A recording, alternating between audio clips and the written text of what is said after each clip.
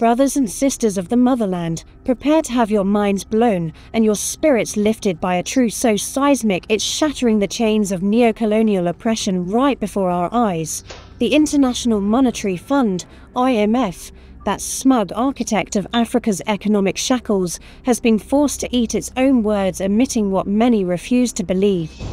Burkina Faso, under the fearless and revolutionary leadership of Captain Ibrahim Traoré, is not just surviving, it's thriving. The naysayers, the keyboard warriors, the so-called fake Africans on social media, and even a certain loudmouth Kenyan politician who dared call Traoré's achievements AI-generated propaganda, are now choking on their skepticism. The IMF and World Bank, those Western gatekeepers, have confirmed in their latest reports that Burkina Faso's unprecedented economic growth in 2024, driven by improved security, agricultural transformation, and a bold rejection of colonial exploitation, is real, undeniable, and a blazing rebuke to every doubter across the continent. This is not just news. This is a thunderclap of African pride, a wake-up call for every son and daughter of the soil to rise and reclaim our destiny. When Captain Traoré stood tall in 2022 and declared that 70% of Burkina Faso's territory was back under government control, that 700,000 internally displaced persons, IDPs, had been resettled, and that over 2,000 schools had been reopened, the cynics sneered. They called him a liar, a fantasist, a young upstart who couldn't possibly deliver.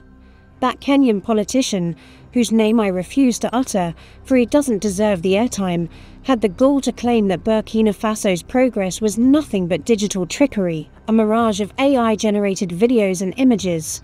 Oh, how the mighty have fallen. The IMF's latest projections and the World Bank's April 2025 Burkina Faso economic update have silenced the haters with cold, hard facts. Let me read you the exact words from the World Bank's website, so you know this is no exaggeration. According to the World Bank's April 2025 Burkina Faso economic update, the country's economy grew by 4.9% in 2024, compared to 3.0% in 2023. Real per capita GDP growth also increased from 0.7% to 2.5% over the same period. This acceleration is attributed mainly to the performance of services and agriculture, supported by an improved security situation, favorable weather conditions, and increased government support to the agriculture sector. There it is, etched in stone by the very institutions that have long dictated Africa's fate with their suffocating conditionalities and exploitative loans. The IMF projects a 5.5% real GDP growth for 2024, with the fiscal deficit shrinking from 6.9% of GDP in 2023 to 4.6% in 2024.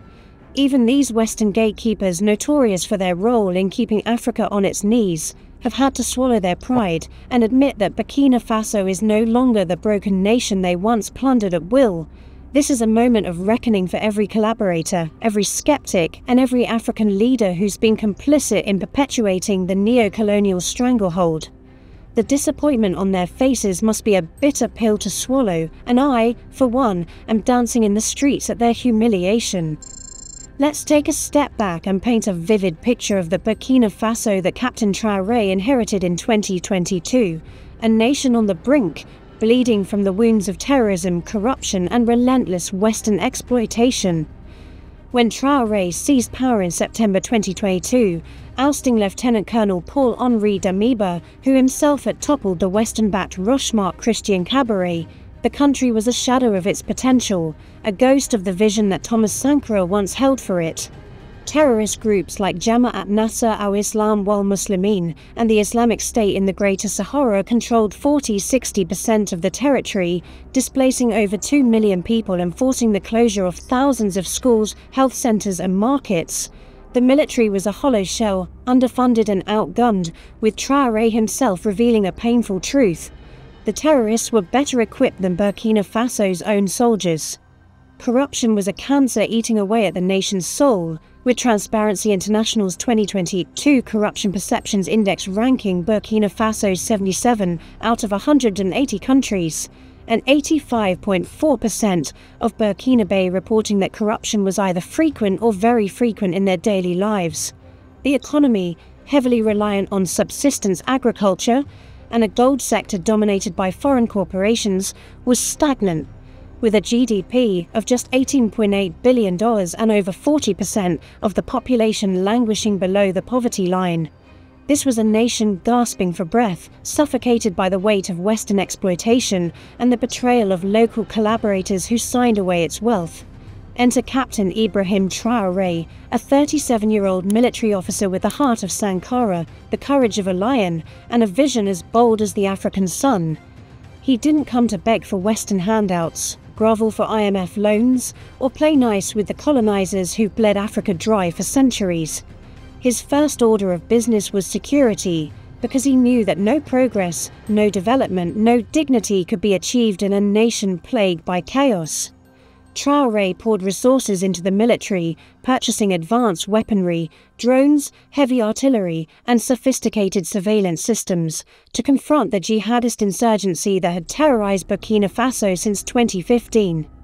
He restructured the armed forces, rooting out corruption and ensuring that soldiers were trained, equipped, and motivated to reclaim their homeland. The results are nothing short of miraculous. By 2024, 70% of the country was back under government control.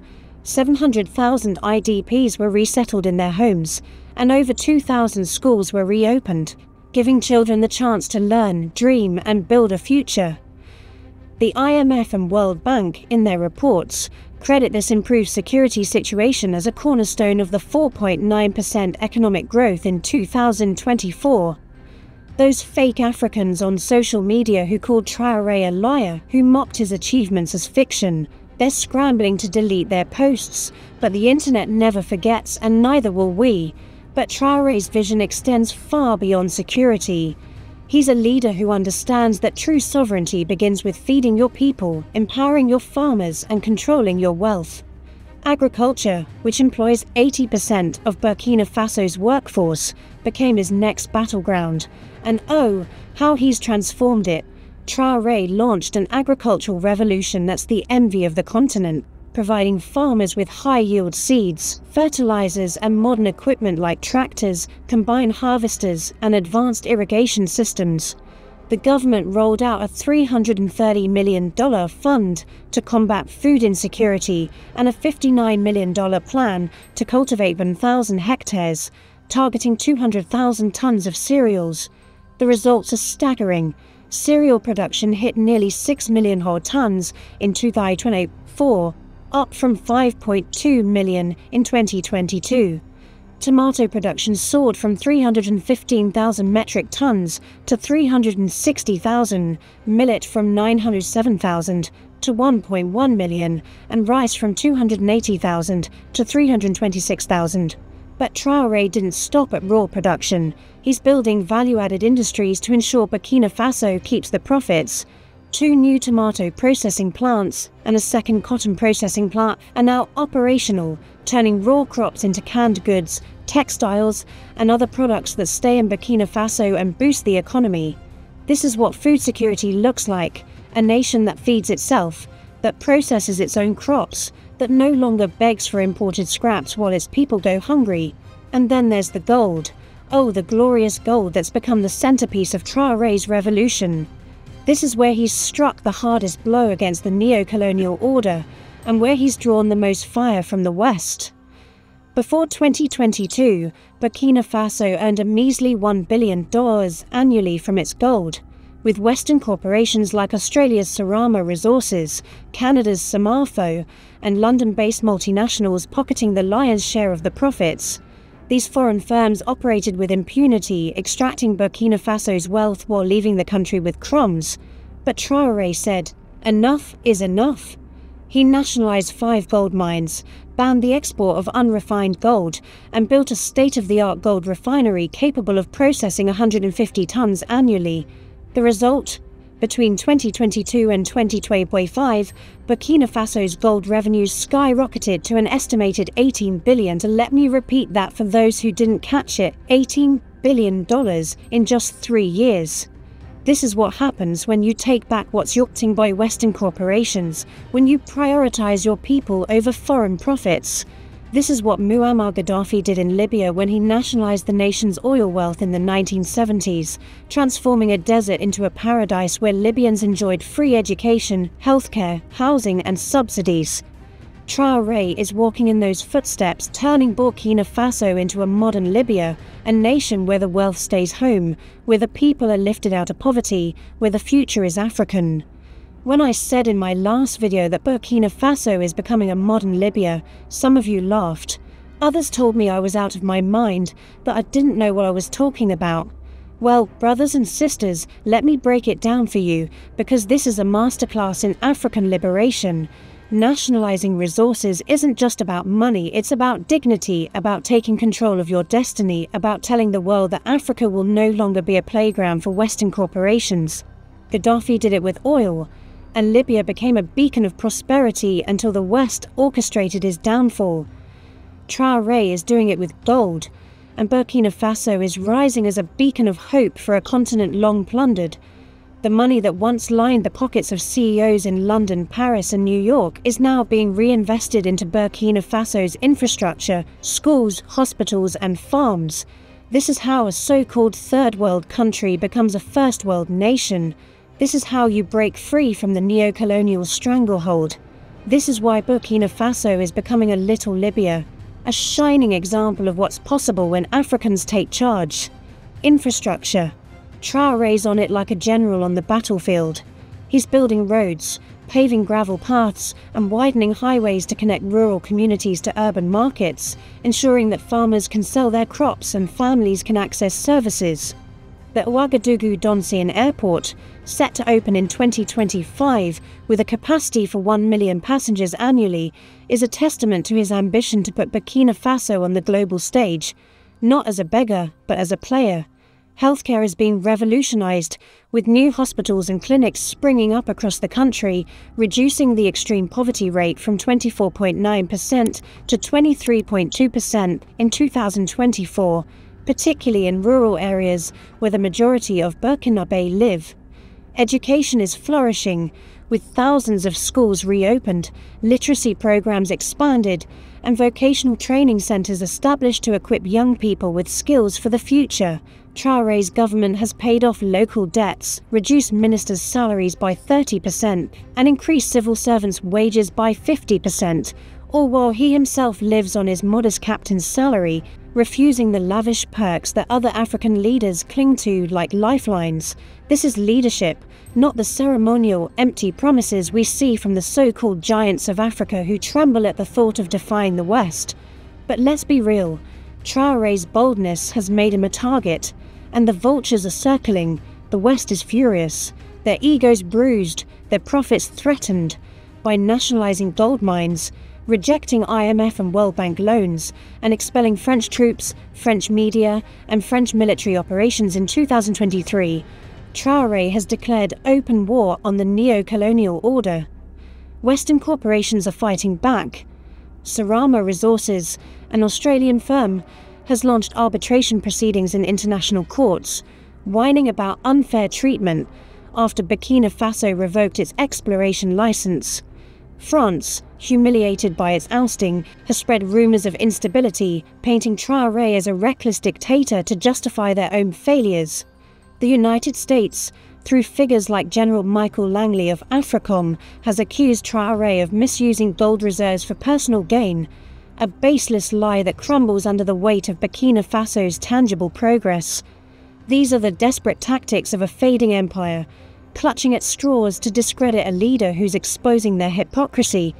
Corrupt African leaders, those spineless collaborators who sign secret pacts giving Western corporations first dibs on our resources, are equally terrified. They know Traoré's success is a mirror held up to their cowardice, their complicity, their betrayal of their own people. They're the ones who tell us, the West isn't our problem, we are the problem. They want us to believe that our poverty, our suffering, is our fault, not the result of centuries of exploitation by Western corporations who mine our gold, drill our oil and tap our resources, sending the profits back to Europe while leaving us with crumbs. But Traoré's Burkina Faso is a living rebuke to their lies. The pact for the continuation of colonization, as I call it, is real. It's documented in the agreements that African presidents sign, giving foreign firms the right of first refusal on any natural resource discovered in our countries. These are the chains that Traoré is breaking, and it's why the collaborators are shaking in their boots. Yet, across Africa, Traoré is a hero, a symbol of hope, a beacon of what's possible when we reject the status quo. At Ghana's presidential inauguration in January 2025, he received the loudest applause among 21 African heads of state, a testament to his growing influence. From Dakar to Nairobi, from Accra to Addis Ababa, young Africans are chanting his name, flooding platforms like X with praise for his courage and vision. Users like African Hubbers call him the Sankara of our time, while Bassi urges other leaders to learn from Traoré's playbook or step aside. Posts on X celebrate his achievements, with one user, Pan-African, writing, "Burkina Faso is showing us that Africa can thrive when we take back our resources and prioritize our people. Traoré is a giant." But this adulation comes with a warning. Traoré must avoid the pitfalls of past revolutionaries like Ghana's Jerry Rawlings, who started as a firebrand but struggled to institutionalize his reforms. To leave a lasting legacy, Traoré must build strong, transparent institutions, root out corruption, and ensure that Burkina Faso's progress is not tied to one man, but to a system that endures. To my fellow Africans, this is our moment, our awakening, our chance to break free. Burkina Faso's rise under Captain Ibrahim Traoré is proof that our poverty, our struggles, our pain are not our fault, but the result of a deliberate system of exploitation by Western corporations and their local enablers. Traoré is showing us the path. Take back our resources, invest in our people, and build a future where Africa stands tall, not as a beggar, but as a giant. Shame on those who doubted him, who called his achievements fake, who mocked his vision as a pipe dream. Shame on the Kenyan politician who dismissed Burkina Faso's progress as AI-generated nonsense. And shame on every African leader who refuses to learn from Traoré's example, who continues to bow to the West while their peoples starve. Burkina Faso, once dismissed as a backwater, is now roaring like a lion, while the so-called giants of Africa cower in fear, trembling at the thought of true independence. This is the Burkina Faso of 2025, a nation reborn, a modern Libya in the making, a shining star in the constellation of African liberation. Captain Ibrahim Traoré is not just leading a country, he's leading a revolution, a movement that's shaking the foundations of neocolonialism and inspiring a generation to dream bigger, fight harder, and demand better. To every African watching, listening, or reading this, I say, rise up, educate yourselves, and join the fight to reclaim our continent. The time for excuses, for complacency, for collaboration with our oppressors is over. The time for liberation is now. Let Burkina Faso be the spark that ignites a Pan-African fire, a blaze that will burn away the chains of the past and light the way to a future where Africa is free, prosperous, and proud. To the corrupt African leaders lounging in your opulent palaces, sipping imported wine while your people starve, the rise of Burkina Faso under Captain Ibrahim Traoré is not just a success story, it's a blazing indictment of your failures, a mirror exposing your betrayal, and a blueprint for what true leadership demands. You, who cling to power through rigged elections and Western patronage, must sit up, take notice, and tremble, for Traoré's revolution is a warning. The era of selling Africa's soul for personal gain is crumbling, and the people are watching. Burkina Faso's transformation offers profound lessons that you ignore at your peril. It's time to learn, reform, or be swept away by the tide of a new African awakening. First, you must learn the courage to prioritize your people over foreign interests. Traoré's refusal to bow to Western corporations and institutions like the IMF and World Bank is a masterclass in sovereignty. While you sign secretive agreements granting foreign firms unfettered access to our minerals, forests, and oil, Traoré has shown that true wealth lies in keeping resources in African hands. His nationalization of gold mines and investment in local industries demonstrate that a leader's duty is to harness national wealth for the collective good, not to funnel it into the coffers of Paris, London, or New York. You must summon the guts to renegotiate exploitative contracts, reject predatory loans, and build economies that serve your citizens, not colonial masters.